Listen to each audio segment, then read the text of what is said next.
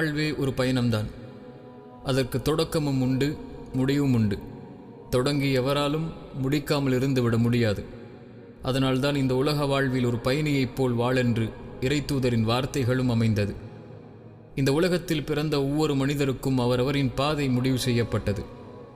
அப்படி இறைவனால் பாதை முடிவு செய்யப்பட்ட மனிதர்களுள் நானும் ஒருவன். பாபர் மஸ்ஜித் இடிக்கப்பட்ட சமீபத்திய ஆண்டுகளில் தொடங்கியது எனது பாதை. மார்க்க தொடர்பும் சமூக தொடர்பும் கலந்த குடும்ப பட்டறையில் தொடங்கியது எனது பயணம். மழலை பருவமும் சிறு பருவமும் குடும்ப பின்னணிகளற்று நடுத்தர வர்க்கத்தில் கழிந்த நாட்கள் அது.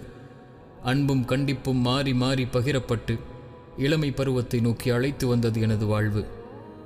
பள்ளி பருவம், மதரசா பருவம், கல்லூரி பருவம் என்று பல சுழற்சிகளில் வாழ்க்கை மாறி நான் செல்ல வேண்டிய இடத்தை நோக்கி காலம் என்னை கரை சேர்க்க முயற்சித்த நாட்கள் அவை. நோக்கத்தை, வாழ்வின் குறிக்கோளை, இறை மார்க்கத்தை, இறையருளால் நான் பெற்ற தண்டனைகள் மட்டுமே எனக்கு புரிய வைத்தது. நான் அறியாமல் என்னில் புதைந்திருந்த என் சிறு திறமைகளை சரியான நேரத்தில் என் பாதை எனக்கு எடுத்து காட்டியது. இறைப்பணியின் தொடக்கம் தகுதியற்ற புகழ்ச்சிகளோடும் நிலையான இறை அன்பின் நேசத்தோடும் தொடங்கியது. எதை இறை அருள் என்று எண்ணினேனோ அதுவே மாபெரும் சோதனை என்பதை என் பாதை எனக்கு அடுத்த கணமே உணர்த்தியது. கடக்க கடக்க விமர்சனங்களும் எச்சரிக்கை மணிகளும் அனுமதி மறுப்புகளும் என் இதயத்தை உடைக்க துவங்கியது.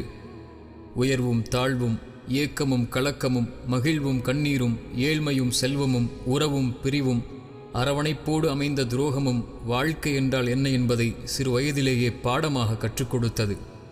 சமூக பயணம் மலர்களாலான பாதை மட்டுமல்ல, வழிகளும் மரணமும் கலந்த ஆபத்தின் படுகொலி என்பதை என் கண்முன்னே நான் கண்ட அநீதத்தின் தீர்ப்புகளும் சில உயிரிழப்புகளும் எனக்கு புரிய வைத்தது.